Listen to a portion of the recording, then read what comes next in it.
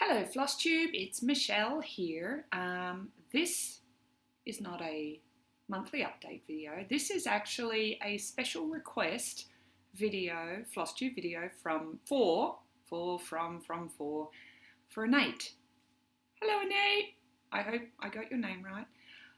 So Nate asked me to show my PVC stand, what the design was and how I made it, and was it similar to the other PVC stands that have also been put on Flosstube. I don't think so.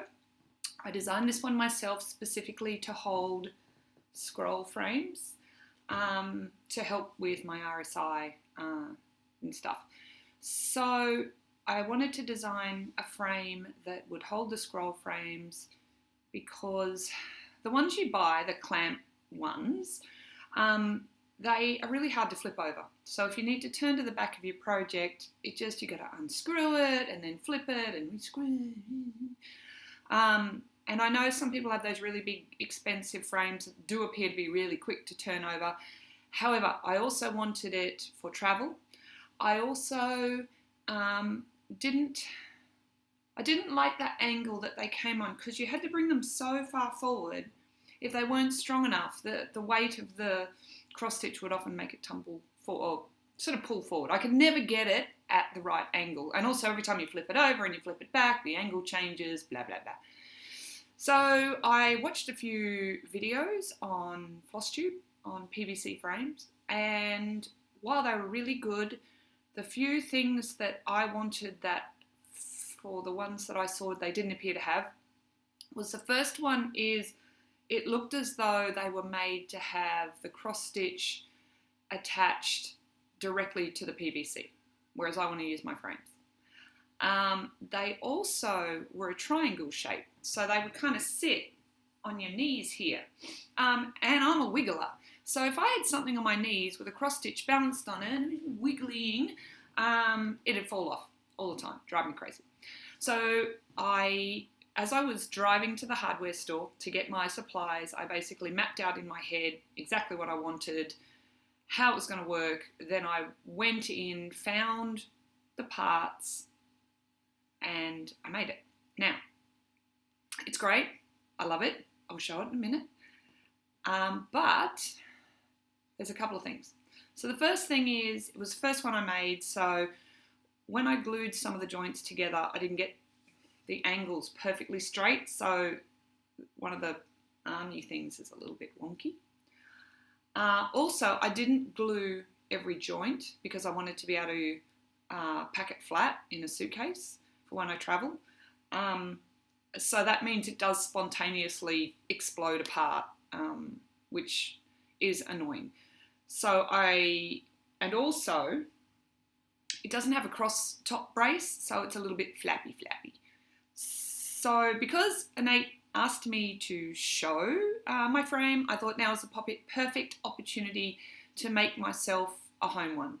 So I'll keep this one for traveling, but I'll make another one today to show you guys how I made it. So, frame is here. This is my frame. Now, as you can see, it is, right? So these are to balance the frame on. The high bit at the back is to go over my knees so that I can wiggle as much as I like, dance and stuff, and it doesn't matter. And it does come apart, so I can, make it flat into a suitcase. Now, flaws to this design. The first flaw is, as I said, this particular arm I didn't glue perfectly straight, so it goes off at a funny angle. And cuckoo clock, 9 o'clock. I seem to do my videos at 9 o'clock on a Saturday morning. Who knew? So, what was I saying? Oh yeah. So a little mistake of the angle here makes for a rather remarkable angle up the top there. So that should be kind of out there like that. As should that one. And the other thing is, what would have fixed that is if I had have had a brace across the top here, because that would have held it out, right? So the other important thing was I measured this chair for the width, because this is the chair I stitch in. So if you're going to make one of these, either measure the width of the chair, or the other thing is the width, the widest part of your hips, so that it sits over you nicely, right? This one, I just measured this. I was sitting down. I just made sure it was enough that I could kind of wiggle. The cat can get under it, so she can sit on my lap while I'm stitching.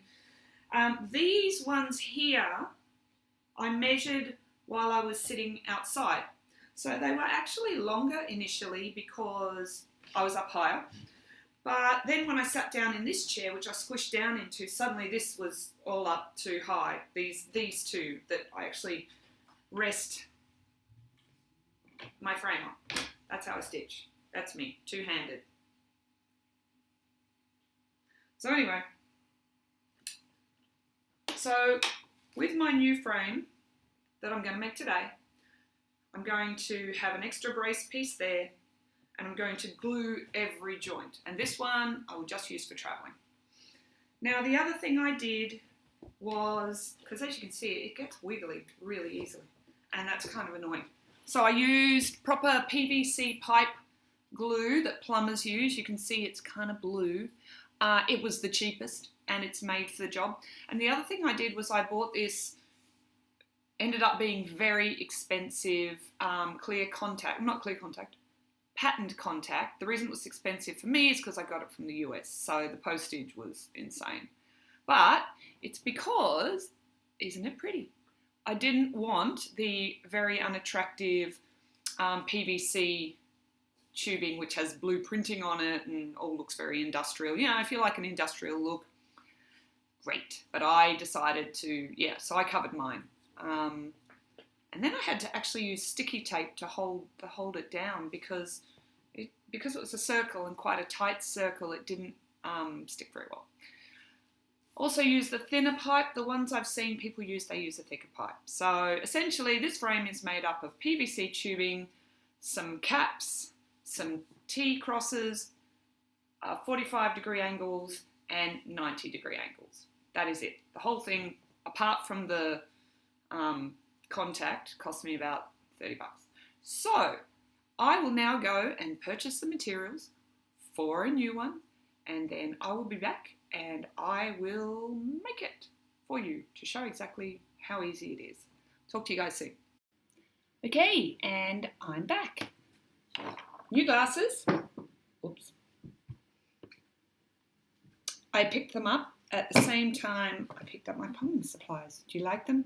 Still red. I know.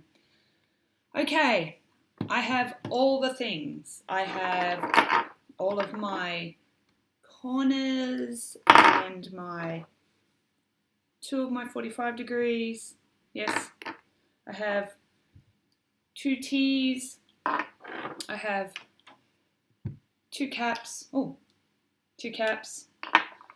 And I have cut all of my bits. Now, before you cut your bits, get your PVC pipe and stick one of your ends on it like that. And then mark where it comes to and take this off and measure how much it takes up. And for me, it's 1.5 centimeters. The reason you do this is so that you don't cut them too short, right? Because you can always cut it off, but you can't make it longer again. So yes, measure how much these take up when you stick them on. Very important. I didn't get my PVC glue out because it's just this runny blue glue. You stick it on, you stick it in, and you let it dry. So I bought 4 meters. A metre is about a yard-ish. And I used 3 and that much, I think. So I'm glad I bought 4, or I would have been just a bit short. To cut it, I used a tenon saw. It's my husband's. They're quite sharp, actually. And there should be no effort when you're cutting. You let the saw do the work. That is a thing. So in fact, the more you push, the more it'll grab the plastic and tear it and make for a really rough end. So just seriously, just backwards and forwards. It's a little bit slower, but it seriously should be zero effort and it should cut straight through the PVC. So let's put it together. Alrighty, I have the two longest ones. Now they are the two cross frames. So I will put all the measurements below, but remember that these are measurements specific to me. So use them as a guide only. Make sure you measure your chair, make sure you measure your body length. About the only thing I've noticed, and I'm sure this is physics and my daughter can explain why, these two are the ones that go beside my legs, like that. And these are the main ones at the top that hold the frame. They are exactly the same length. Now, I'm sure if they're not, your frame may not be as stable. So I did notice they are the same, but that was just when I was cutting them, right? Because the first time I just measured against my body as I was doing it. So, super simple. Let's go. Now, as I said, remember to make sure when you put these on the ends, before you glue them, that they're exactly square. If you don't want to bother gluing, you can always give it a bit of a bash. Sorry about that if you're wearing earphones, headphones, whatever, to get them really tight. I absolutely recommend glue. It will absolutely keep falling apart. But, so, those two on there, these two on here. So this is the one that goes across my knees. And this is the one that will go across the top, the one that I didn't have before that I wanted. Now these ones, let me think.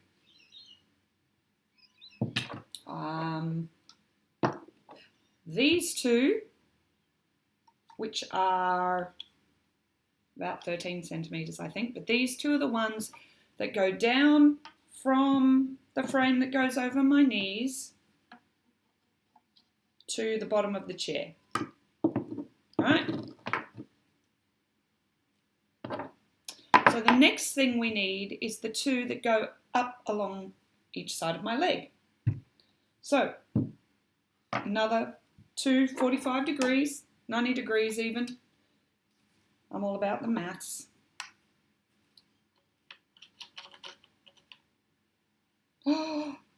Oh no!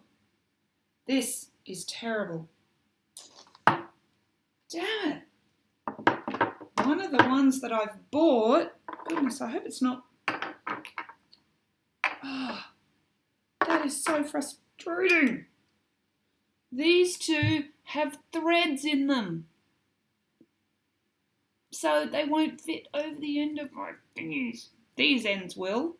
So we'll just pretend, and I will have to go and buy two more, but... Okay. So, we now have two like this. So, I now stick these two on, which go on either side of my legs. So, it'll be thus. Right. Next we're going back up again. We're going up so that we can go out. So we need two more 45s.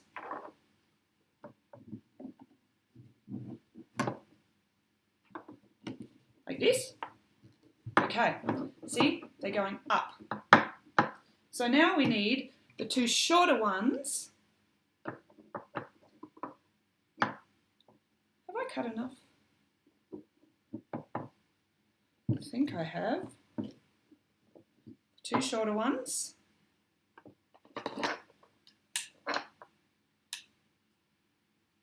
Yes. Now these ones, again, 2, 4, 6, 8. I have to take these ones off so I can keep building. Oh, that's so frustrating. Okay. These two like this, pretty sure. Now we have the two. We have two tiny ones. These are basically, there'll be a centimetre on either side of these once I've stuck them on. These are just so I can kind of change direction. So they go on there like that. Okay. Now, 45-degree ones, because I want it to go up at a 45-degree angle away from me so that it's kind of at a nice, So, all right, see they're on? And now all of these, I'm just sticking this in so I can show you how it goes together. I will glue and bash everything together so it doesn't fall apart. Okay, so now these ones. We're having these ones because, remember, we want the T so that it will stick out so that we can rest our frame on it, right? So I'm going to stick a T on each one of these, like this. Now they're going to go into my 45-degree angles. See, it's already falling apart. I'm telling you, things need gluing, and they also need serious hammering with make sure you use a mallet and not a hammer, because the hammer will damage it. Alright, so that goes like that. Oh, and before I do that, let me show you. Because you don't just want it in like this, because the frame will just slip straight off it. I have two more ones that will end up having only a centimetre showing once I've kind of hammered in all of the bits, and you put a cap on the end. So that's what your frame will rest on. So I'll do the other side, put a little cap on. Okay. Then my original frame, it was just these two like this, and I just put two caps on the end. However, I wanted to triumphantly stick this crossbar up here, but due to these being, that's so annoying, I can't finish it.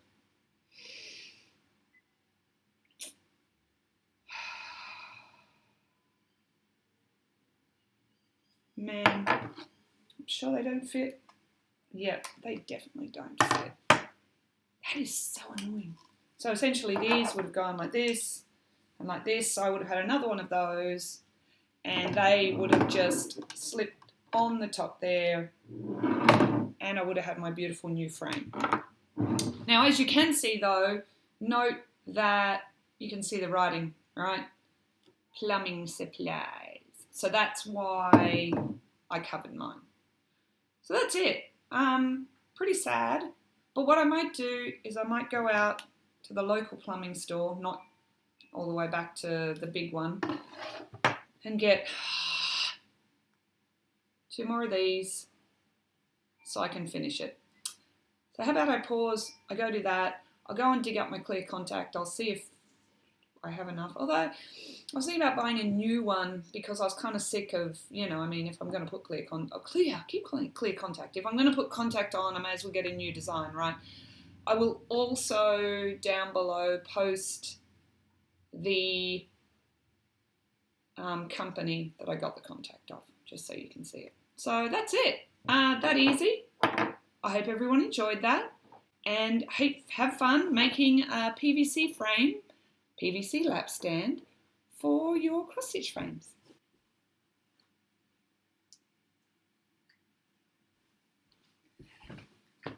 Right, I am back.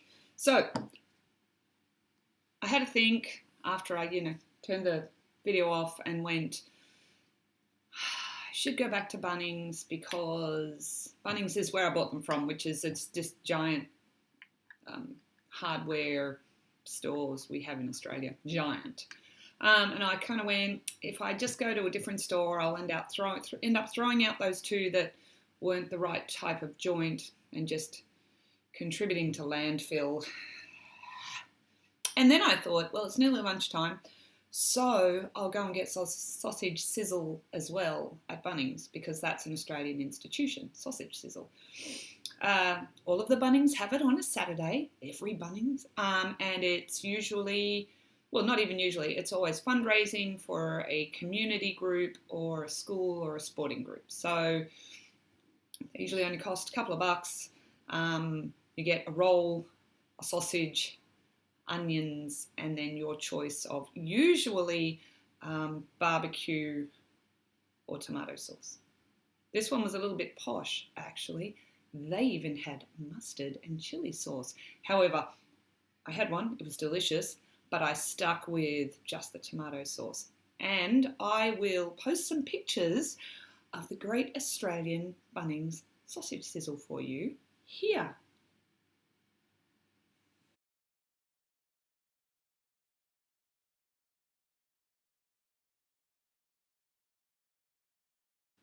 There you are. That's what it looks like. I have my new corners that they let me swap. So it's this hard. We stick the last two corners like this, and this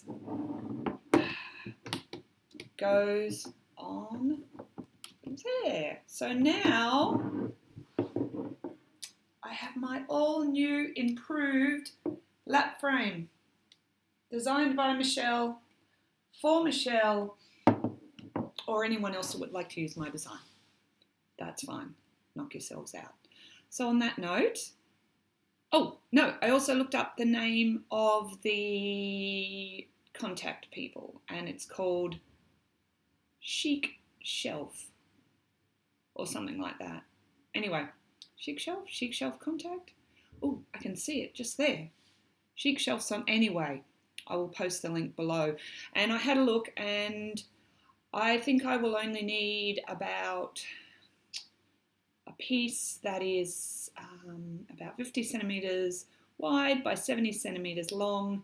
And I always get the linen, always, the one other time I got it, I always get the cotton material finish, because it's a nice matte finish. I think the vinyl finish would be a bit plasticky and cheap looking. So, and that, a piece that big is about $20 US. But as I said, I'm probably going to be utterly stung on the postage. So there you go. There you have it. Thank you very much for watching, and I will speak to you at the end of the month. Bye.